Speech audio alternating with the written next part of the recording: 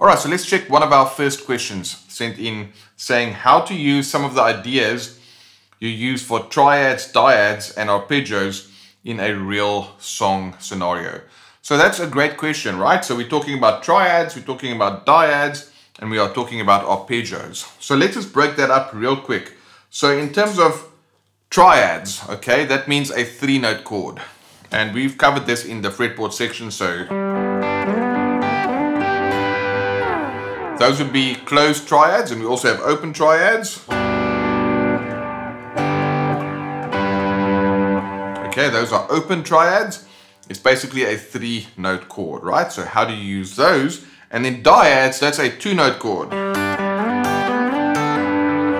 So our 4/2 voicings were really all about dyads, right? And then also arpeggio. So what is an arpeggio? Well, an arpeggio is when you take that triad chord, but you basically play the notes separately.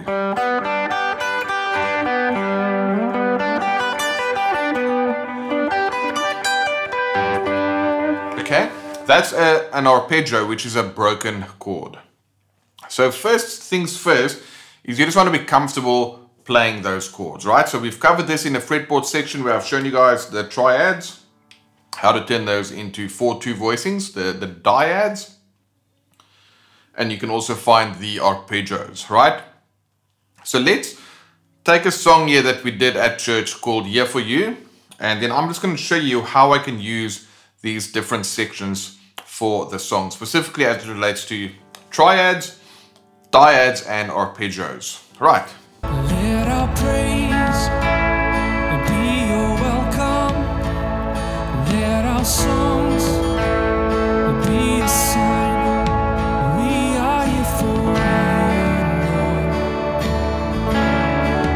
We are here for you. Let your breath come from heaven. Fill our hearts with your life. We are here for you. We are here for you. Alright, so what I did there, nothing fancy. That's typically not the kind of thing I would do for that song, but I just wanted to show you how you could use triads, right? So essentially I had A major, the 3-note version of that triad, and also this one. And then for D I had this one and this one. So a couple of things there. I'll show you 3 things I did. One is to have a broad approach, which basically just means you will go like,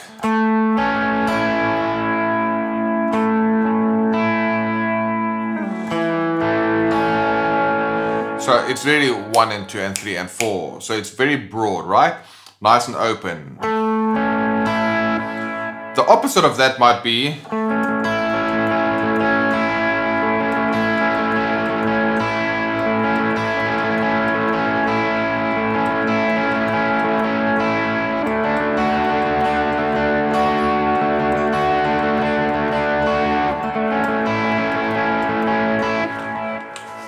so with that, there's obviously a lot more movement, right? So when you use the triads, obviously you want to get the shapes down, but then pick a picking pattern for that matter, right? Either it's going to be a nice open one like this,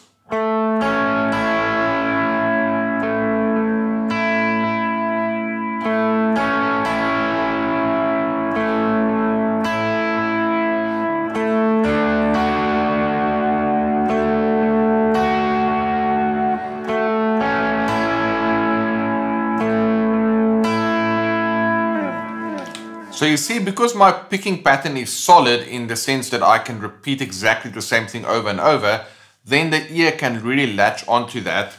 And there's familiarity in the picking pattern. And because I'm literally playing a triad, I'm literally spelling out the progression there.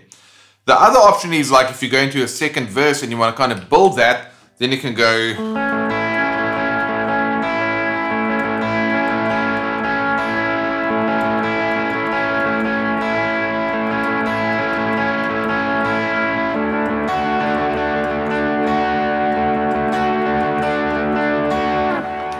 again, it's the same picking pattern. That one is just busier, right? So go and check out what you can do with the picking patterns, and then you just want to play your triads to follow the chords around, all right? Something else I did was obviously adding a bit of vibrato.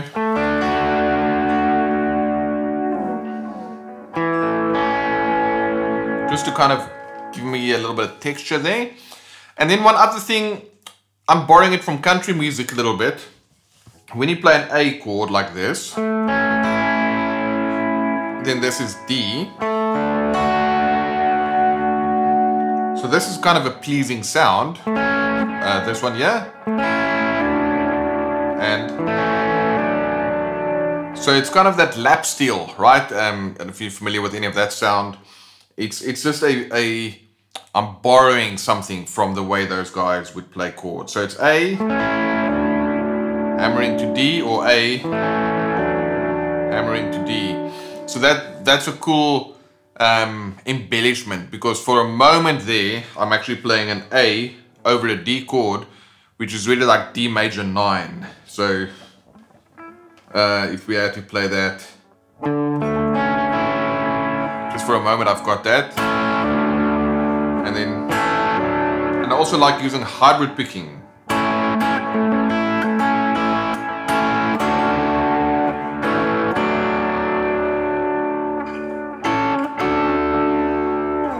Alright, so that's a simple approach for triads, okay?